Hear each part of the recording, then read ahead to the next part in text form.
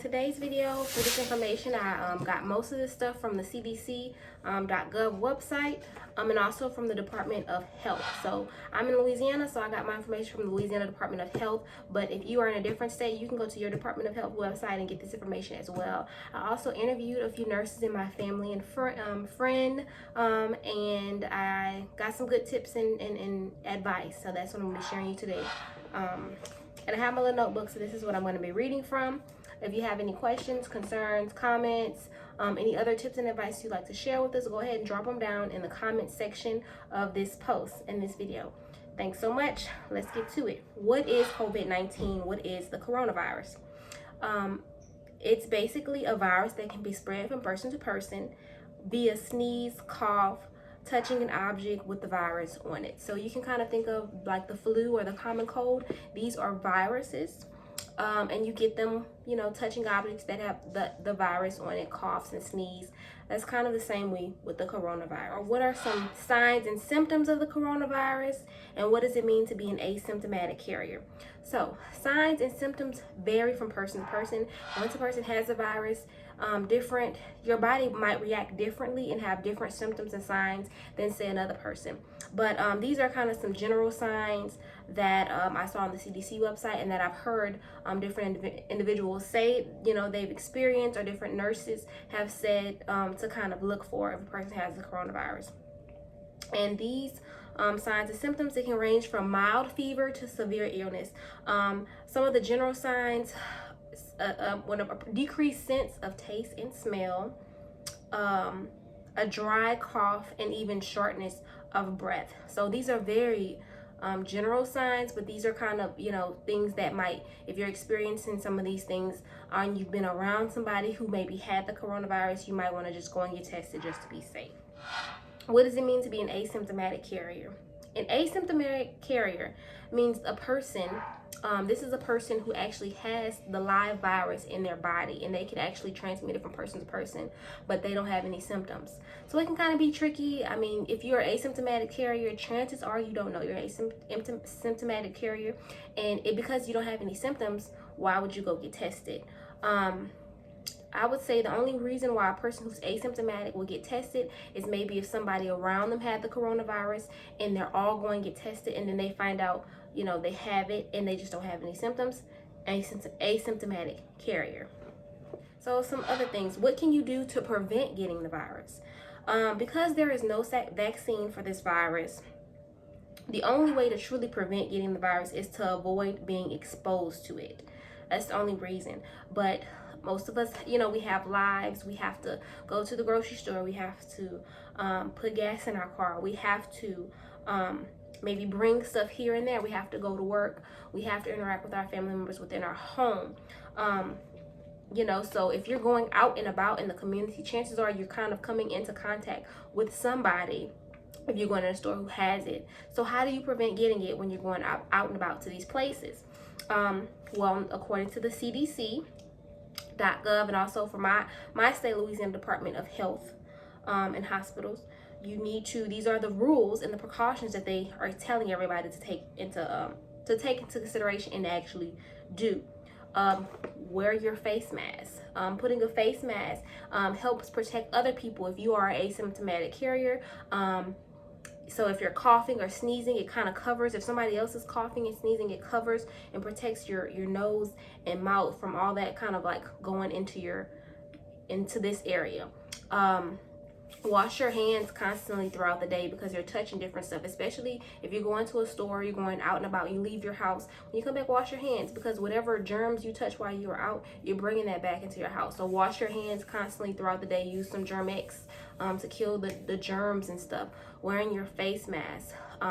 Disinfect and wipe down areas that are frequently being used and frequently touched, because according to certain sites and different news broadcasts, sometimes the virus can last a few hours up to a few days on different types of surfaces. So your best outlet is to just wipe that stuff down with some Clorox water or some disinfectant or something, just to kill that virus. Especially your countertops, because you're always using things and putting stuff in the countertops in your kitchen. Wipe those things down.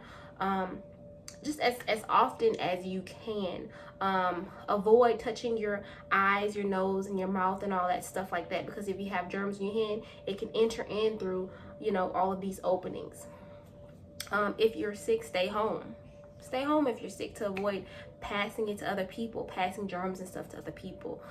These are just some simple ways to prevent getting the virus. And that's the biggest thing. If you have it, or if you come into contact with someone who has had the virus, the guidelines, they're telling you to isolate yourself for at least 14 days. Isolate yourself for at least 14 days from the start of your symptoms, and sometimes even longer. So if you feel like you came into contact with someone who had it, or you actually have the virus, stay home. Don't go out and about. Get somebody else to go get your groceries and put them on your doorstep if you can, because if you have it and you're going out and about and around people and around family members and friends, you're putting them at risk for catching it also. When to get tested? So this is the question: when should I get tested? If you have been around anyone who has had the COVID-19 or coronavirus, if you feel ill with some of these common symptoms, that dry cough, maybe you've lost your sense of taste or smell, you're having shortness of breath, like randomly, you're having a fever, I forgot that one, biggest thing, fever, you're having a fever, you might want to go get tested. That CDC.gov website, they have testing information. Also, the Department of Health hospitals for your state has testing information, and as well as testing locations for you to get tested as well. People with comorbidities and multiple health diagnoses, what are some precautions that they should take? So people with comorbidities and multiple health diagnoses, these are individuals who have multiple health diagnosis and health issues. So they might have hypertension, diabetes, asthma, lung disease, heart disease, any type of drugs that they're taking to suppress their immune system, cancers, any of these, sickle cell anemia, any type of issue or disease or illness that you have that could lower your immune system in any way, could make you a higher risk, put you in a higher risk category for catching the coronavirus and then having a difficult time kind of recovering from it. Older individuals, 65 and up, with several and multiple health issues. This could kind of, put you at a higher risk for catching the disease, and also maybe having a more difficult time of fighting it. So from my the nurses that I have interviewed, the best thing that you can do for yourself, if you have a bunch of additional health diagnoses and health issues during this pandemic, is to make sure you're taking your medications. Take your medications on time. Make sure you're managing your blood pressure, managing your diabetes, managing any type of disorders and health issues that you're having. Manage those issues so that you don't have that up against you. If you were to catch the coronavirus, you at least have those managed properly with your medications, which kind of can put you in a better standing if you were to catch it, versus if you weren't taking your medication on time and you were not treating your original health diagnosis properly. So take your medications on time. Make sure you're of course eating healthy, exercising, and staying healthy, not being try to maintain your stress levels, because stress can kind of have an effect on your immune system and lower it a little bit. So then what to do next? Okay, so say if you go and you get your test and it comes back positive that you have the coronavirus. First thing you need to do, you need to stay home.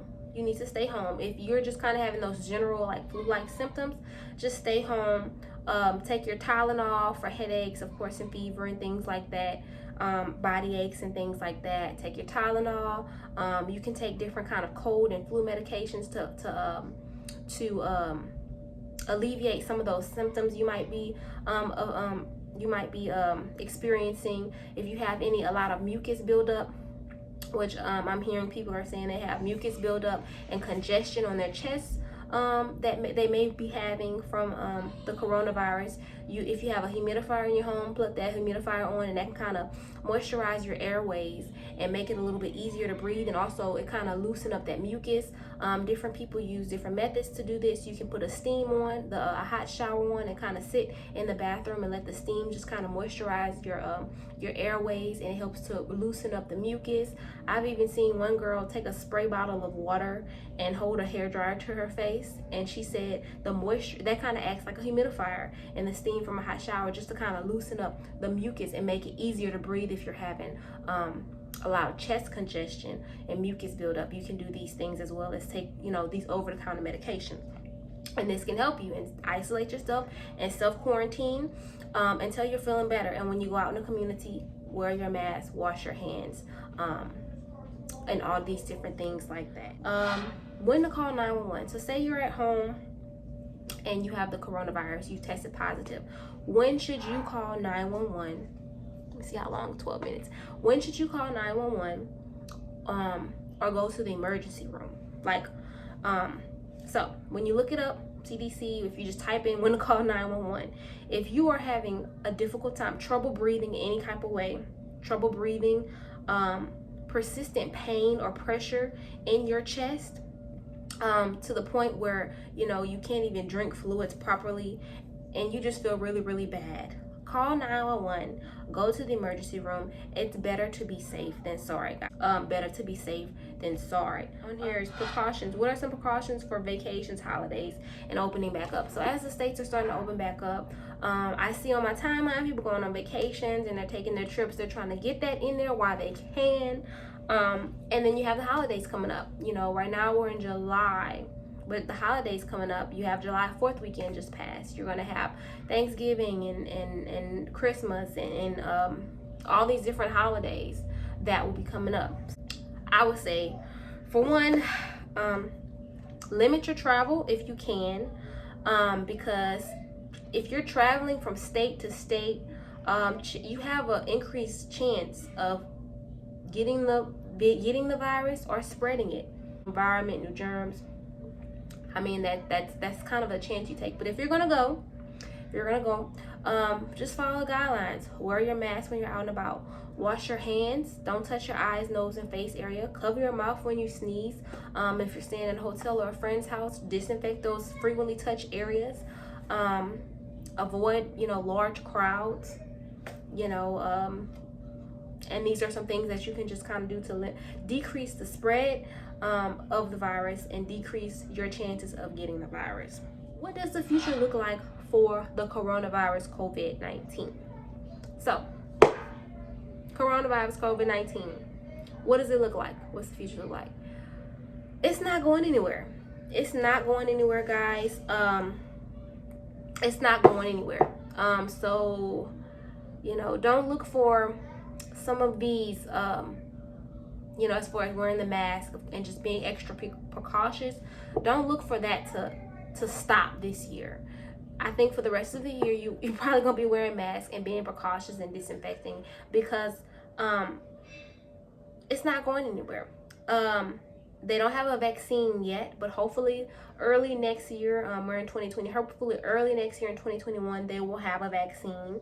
So that can kind of help, especially with people who have comorbidities and multiple health issues. Getting that vaccine can kind of give you a higher up and kind of, safeguard you almost against the virus, where if you were to catch it, it wouldn't be as bad, hopefully, in your body. And, ending on a positive note, better. But you need to still take precautions, follow state and personal guidelines and rules to decrease the spread of this virus. Yeah, so that's what I have for you guys. I'm going to go ahead and tag a few nurses at the bottom of this Facebook post. So if you have any questions, you could kind of post them down in the comment section, or even post them down in the comment section, and some of the nurses can help actually answer these. I am a student nurse, so I am in school for nursing. So the actual nurses who've been nurses for 10, 20 years, 5 years, I'm gonna tag some of those in there, and they can answer the questions if you post them down in the comment section of this Facebook post. and like this video, share it, and stay up to date. Love you guys. Peace and blessings.